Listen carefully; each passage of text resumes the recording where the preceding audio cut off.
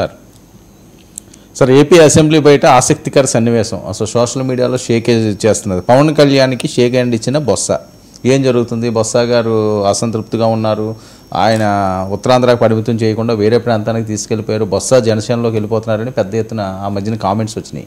ఈ సన్నివేశం చూసి ఇంక దానికి ఏదో కాస్త మనం పరంపురం అన్న యాంగిల్లో ఏమన్నా కానీ వెళ్తున్నారు.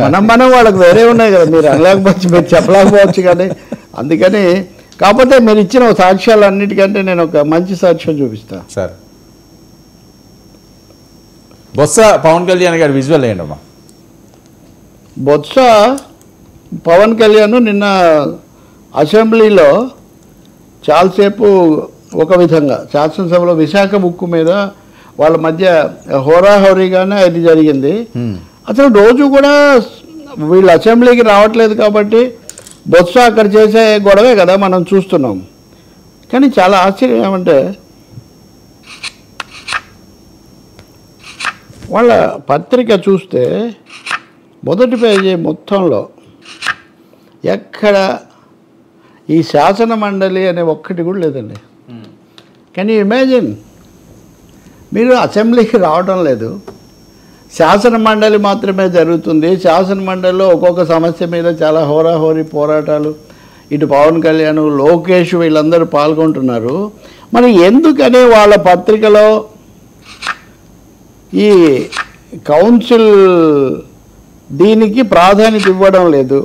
హజ్ యాత్ర ఒకటి ఇచ్చారు తప్ప బొత్స లేకపోతే అసెంబ్లీలో ఇది చూశాను నేను. అందుకే నేను దానికి కంటిన్యూషన్ చెప్పబోతుంది. కౌన్సిల్లో నిన్న వీళ్ళిద్దరికి జరిగిన వాదన తర్వాత బొత్స చాలా లౌకిడు, సీనియర్ నాయకుడు కదా. రాజశేఖర రెడ్డి నుంచి ఆయన కుమారుడు వరకు అన్ని వ్యవస్థల్లో కొనసాగుతున్న వ్యక్తి. ఎవరో అన్నారు అసెంబ్లీకి గెలవలేదు కానీ గెలిచి ఉంటే ఇంకొంచెం డిఫరెంట్గా కూడా ఉండేదేమో పొలిటికల్ సీన్ అనే పద్ధతిలో కూడా ఎవరో అంటూ ఉన్నారు. అందుకని Botsa is not very happy person. ఆయన కౌన్సిల్లో కూడా ఆయన ఒక పరిధి మించి వెళ్ళలేనంత కొంత అసంతృప్తిగా ఉన్నారు అనే మాట కూడా సన్నిహితులైన వాళ్ళు చెప్తున్నారు. ఇంకోటి పవన్ కళ్యాణ్కు పాజిటివ్ జెస్చర్ పంపాలని కూడా ఆయన అనుకొని ఉండాలి. ఎందుకంటే చొరవ తీసుకుంది ఆయనే. ఒకటండి, రాజకీయాల్లో ప్రత్యర్థులుగా ఉన్నంత మాత్రాన కరచాలనాలు చేసుకోకూడదు, ఆలింగనం చేసుకోకూడదు అని ఏం లేదు. దురదృష్టవశాత్తు మన రాజకీయాలు ఆ విధంగా తగలడ్డాయి. కానీ చాలా అగర్భ శత్రువుల లాంటి రాజకీయంగా చంద్రబాబు నాయుడు, రాజశేఖర రెడ్డి ఆప్యాయంగా ఉన్న ఫోటోలు మనం చూస్తాం.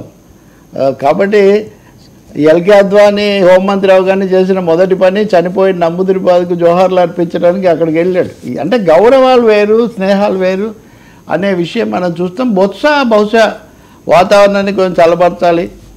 రెండవది పవన్ కళ్యాణ్కు ఒక పాజిటివ్ సిగ్నల్ పంపాలని ఆయన అనుకొని ఉండాలి. ఆ ఇద్దరు కూడా లౌకీలు కాబట్టి దాన్ని సాగదీయకుండా ఫోటో సీన్ వరకు ఇచ్చి దాన్ని ముగించారు. దీన్ని కూడా తప్పకుండా తాడేపల్లి కేంద్రం అనేది గమనించకుండా ఏమీ ఉండదు.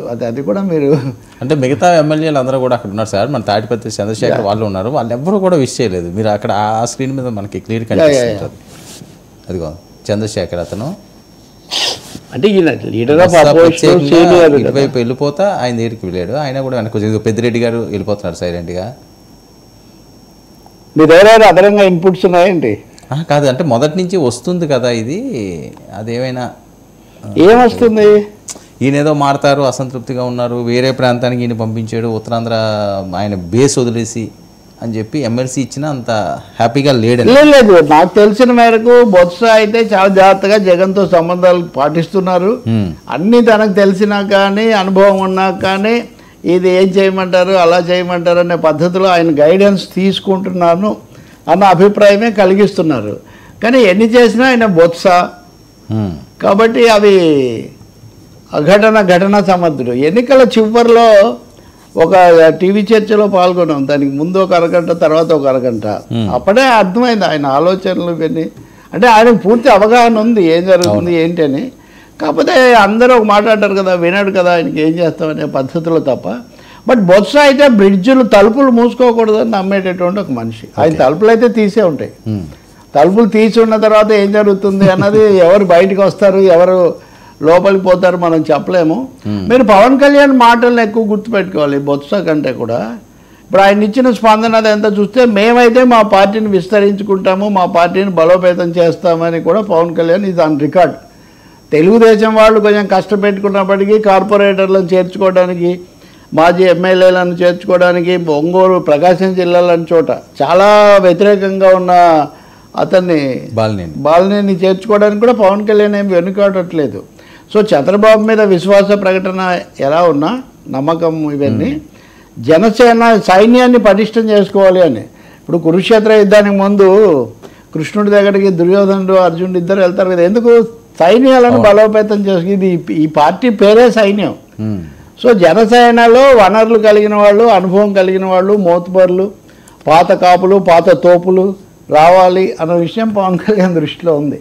అయితే ఈ ఒక్కదాన్ని బట్టి మనం నిర్ధారణలకు రాలేము. కానీ బట్ ఒకటి కదా, జగన్మోహన్ రెడ్డి మాట్లాడుతున్న తీరు, వైసీపీలో ఆయన దగ్గరగా ఉన్న వాళ్ళు మాట్లాడుతున్న తీరుతో పోలిస్తే బొత్స ఈరోజు చేసిన దాని ద్వారా చర్చలు కూడా జరిపాట. ఏది పిఎస్సి అంశాల మీద కూడా ఆయన మాట్లాడాడు. So let we reach out అనే దానికి కొంచెం సిద్ధపడుతున్నట్టు ఉంది. మండలిలో కూడా అంటే మంటలు లేపడం ఎట్లా ఉన్నా బిల్లులన్నీ దాదాపు ఆమోదం పొందుతున్నాయి. మీరు చూడండి, మాకు మెజారిటీ ఉంది కదా అని వాళ్ళు బిల్లులను ఏదో ఇబ్బందులు పెట్టట్లేదు. లెజిస్లేటివ్ బిజినెస్ సాఫీగా సాగిపోవడానికి కూడా సహకరిస్తూ ఉన్నారు. తప్పదు కదా సార్, ఇంక పవర్ అట్టు ఉన్నప్పుడు. నేనంటుంది అది కాదు. ఇప్పుడు టీడీపీ వాళ్ళు ఉన్నప్పుడు కూడా యనమల రామకృష్ణుడు లేచి ఏదో ఒకటి చెప్పేవాడు, దాన్ని మళ్ళీ సెలెక్ట్ కమిటీకి పంపించాలి, లేకపోతే మళ్ళీ తిప్పి పంపించాలి. చాలాసార్లు అట్లాంటి ఘటనలు జరిగేవి. చాలా ముఖ్యమైన బిల్లులు కూడా వాళ్ళు ఆమోదించేస్తున్నారు అక్కడ. అంటే నేను ఇక్కడ చెప్తుంది ఏంటంటే, నాయకుడిగా ఉన్నటువంటి బొత్స తీసుకుంటున్న వైఖరి అని నేను చెప్తుంది. ఒక బీ రియలిస్టిక్ అని. సార్ ఏంటి పిఎస్సి బైకాట్ చేయడం వైసీపీ, అసలు పిఎస్సి వ్యూహాన్ని ఏ రకంగా చూడాలి?